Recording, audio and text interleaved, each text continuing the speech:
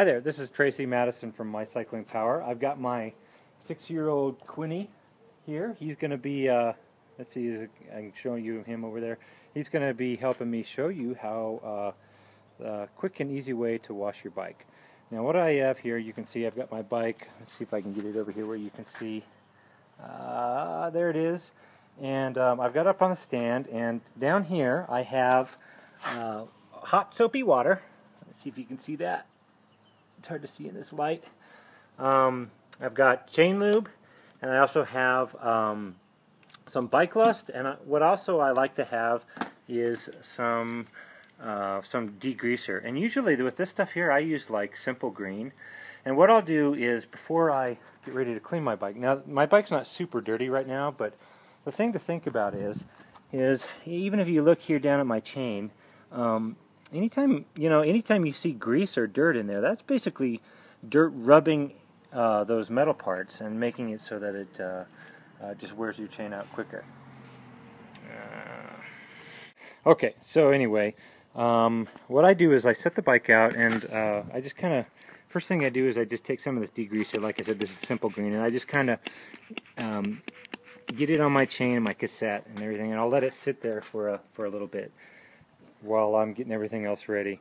The other things I don't do, I don't put any degreaser down in any of these brake areas here. Believe it or not, there's something in here that can kind of dry this out. Okay, so anyway, now I've got most of my bike ready to go. What I'm going to do here is I've got hot soapy water, and what I like to use is one of these. You can buy them at a bike shop, just a little scrub brush or whatever. And I'll just start, and I will just take this thing and I will scrub it all the way around.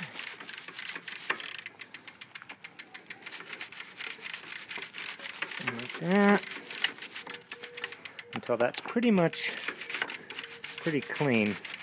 And then what I like to do is I like to take a spongy, just kind of a wet sponge with that hot soapy water, and I just grab the chain and I sort of squeeze the chain and run it backwards like that. It's okay, Quinn, I got it, thanks. And then from there I'll just take the hot, the sponge, and just kind of go through the bike. Excuse me, Quinn. Thank you. It's amazing how dirty these bikes get. I read an article one time that was talking about, you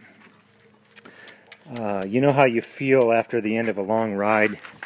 You feel that grime on you, and you know the first thing you want to do is take a shower. Well, that's all that same road grime that's getting on your bike. So, and the other nice thing is if you clean your bike at least once a week, it kind of gives you an opportunity to take a look and make sure that there's no cracks, that there's nothing majorly wrong on it, that you can get it fixed. So I'm just kind of blowing through this right now. I'll probably do a more thorough job after I stop. The other thing is once you're ready to rinse, I don't use high power hose. I don't blast it, but I'll just take it and just kind of lightly rinse it off. And I'm actually allowing that, I'm allowing the soap and everything else to do its job, and not trying to just blast it, because you don't want to drive the water too hard in there. Okay, so say I've got this rinsed. The first thing I'll do after that is I'll just take kind of a normal greasy rag, and I'll just kind of wipe the chain down a little bit. And now, after the chain has been wiped down a little bit, I will take some good chain lube, and put it on the chain. See if I can do this and hold my camera. So you just kind of give it one shot. You want to spin that for me, Quinn? Sure. Okay, ready? Spin it backwards for me. Or forwards, yeah, either way.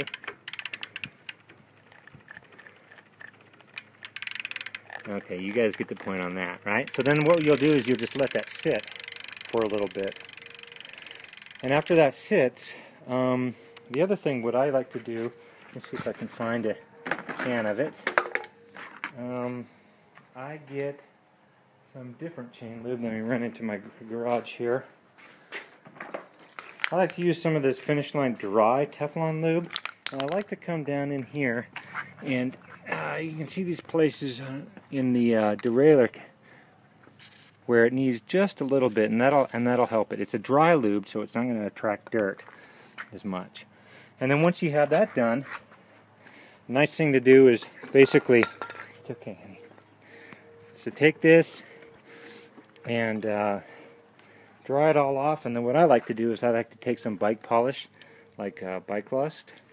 It's just kind of a silicone polish, and then just spray it on and then wipe it down. That way it kind of gives you a chance to go through the whole bike.